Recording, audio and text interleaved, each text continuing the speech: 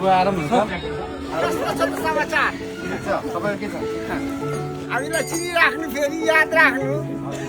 सधैँलाई एक दिनलाई होइन अब नभए फेरि आजलाई भेट्ने भोलि पर्सि त बिर्सिने गरेपछि त काम सक्यो त्यही हो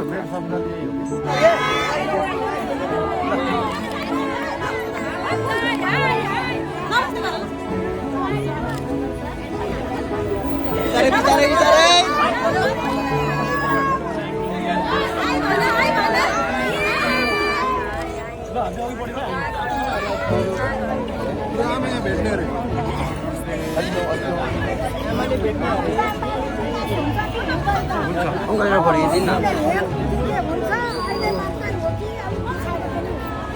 पछाडि पनि हो सबैलाई हाम्रो घरमा आउनु भएको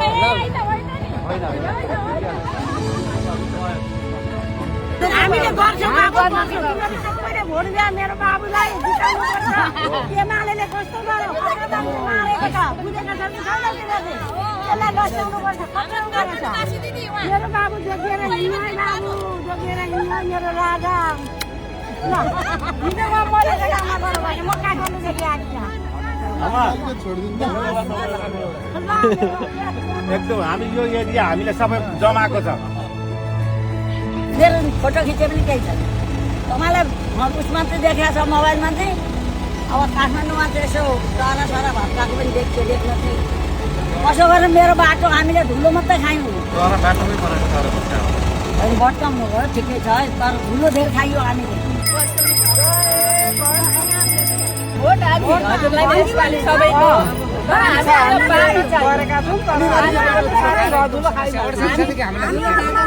बाटो बनाउनु सजिलो काम हो कि तपाईँहरूले यति सजिलो चिज बाँच्नु हुन्छ कि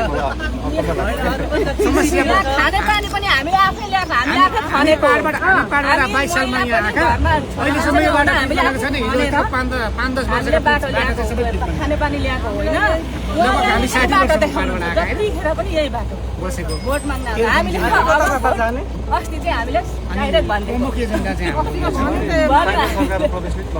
छैन केही छैन यो बनाउने गर्ने केही छैन बनाउने मात्रै भन्छन् बनाउँदैन अब यो चुनाव आउन आएको बाटो पर्छ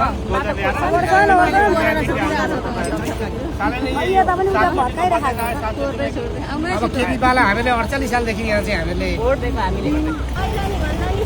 अहिले नै हुन्छ दर्ता भएका जग्गा धनीपुरले लुकेर बसेका छन् भनेको व्यक्ति अरूले लगिसक्यो हजुर आफ्नो आफ्नो जोत भाउको दर्ता भइसकेका छन् यो बाटो हेर्नु न कति बनिएको छैन अहिलेसम्म यस्तो धुलो छ हाम्रो लुकाएको लुकाइ कागज त्यस्तो छ अवस्था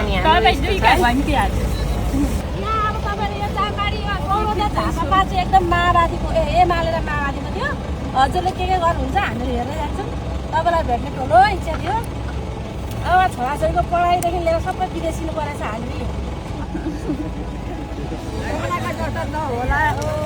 कति दुःख भयो कति धाइराख्नु भएको यो हामीले विचार गरिरहेको छौँ है बालन सर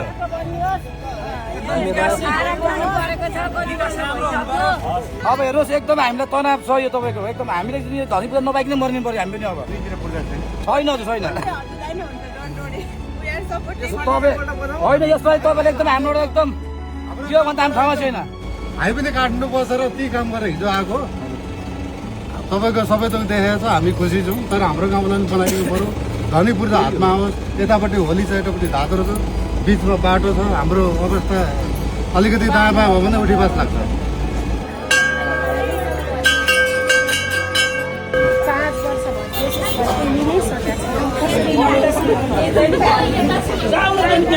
सम्झिराख्नु